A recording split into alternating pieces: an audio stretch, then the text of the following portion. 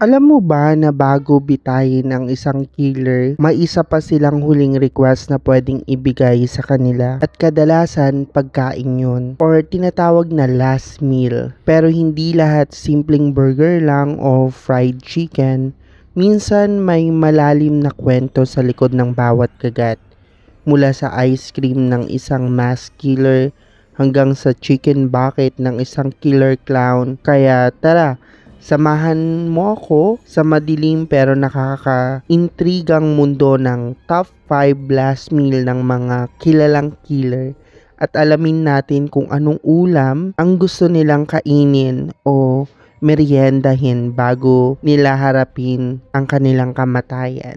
Sa unang part ng ating kwentuhan, maraming mga nag-iisip sa inyo na killer sila, mamamatay na sila, bakit pa kailangan na may last meal?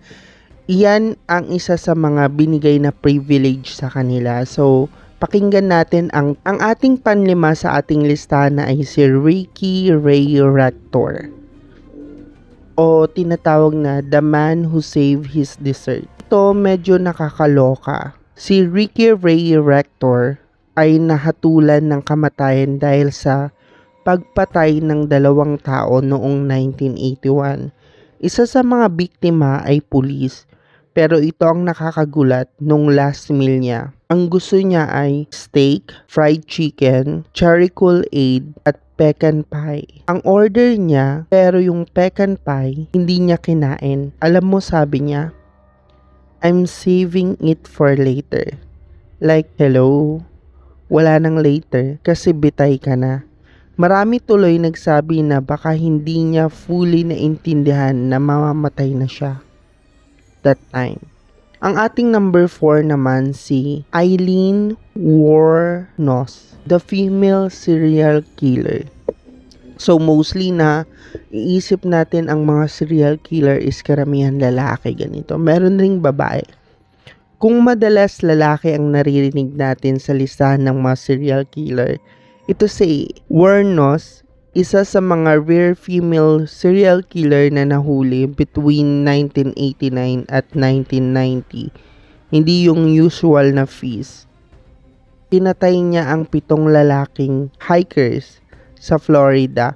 Ang last meal niya, hindi yung usual na feast. Just a simple cup of black coffee. Walang dessert, walang heavy meal. Wala na raw siyang gana. Siguro kasi handa na siyang harapin yung ending ng life niya. Or baka gusto niya lang magmukhang badass till the end. Ang ating number 3 naman is si Timothy McVeigh, the Oklahoma City bomber. Ito naman, hindi typically na serial killer pero mass murderer. So marami siyang napatay. Siya ang may kagagawan ng Oklahoma City bombing noong 1995 kung saan 168 tao ang namatay, karamihan bata. Nang oras ng huling meal niya, sobrang simple lang ng request niya. 2 pieces of mint chocolate chip at saka ice cream. No fancy steak, no burger, ice cream lang. Weirdly creepy kasi ang innocent ng request, pero alam mong galing sa isa sa pinakamadugong terorista sa US history. Siguro dahil para sa akin naisip ko lang, mostly mga bata yung namatay doon sa mass bombing. So, siguro kaya gusto niya ng mint chocolate chip tsaka ice cream. Yun lang. So, ang number 2 naman sa ating listahan, the charming monster, Ted Bundy. So, isa sa mga serial killer, isa siya sa pinakagwapo. Kung may heartthrob sa mundo ng serial killer, si Ted Bundy na yon. Pero wag kayong paloko. Ginamit niya ang charm at good looks para magtago ng pagiging halimaw niya. So he's kung isang title ng isang movie, Handsome Monster, mga ganyan. Mahigit 30 na babae ang pinatay niya sa iba't ibang states sa US noong 1970s. Pero guess what? Nang oras na ng last meal niya, tumanggi siya mag-order. So, binigyan siya ng standard prison meal. So, pwede pala nilang tanggihan yun. Yung parang privilege nila for their last meal. So, ang binigay sa kanya ay steak, sunny side up eggs, hash brown, toast with butter and jelly, tsaka milk at juice. So, bahala siya kung anong iinumin niya dun. Ayaw niya raw mag-request. Parang last act of pride or guilt. Pero deep down, baka natatakot lang siya. So, hindi na siya nag-request that time.